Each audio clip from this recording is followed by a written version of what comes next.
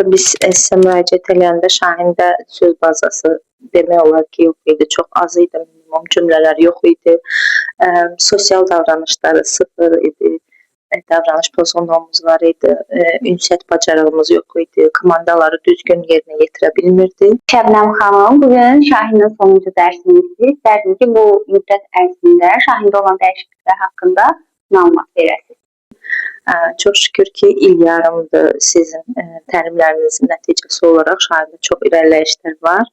Demək olar ki, bütün bacarıqlara yiyələnib, söz ehtiyatımız çoxalıb, tam fikrini ifadə edir. Sosial bacarıqları, bəli, diqqəti, hər bir şey tam normallaşıb.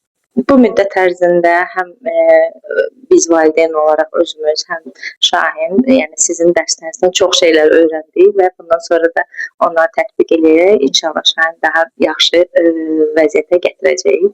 Sizə də bunlar üçün çox təşəkkür bildirirəm. İnşallah bundan sonra Şahin üçün hər şey daha yaxşı olar və Şahinin səsi daha yüksəklərdən gələr və daim uğur onunla birlikdə olar. Sizə uğurlar arzu edirik.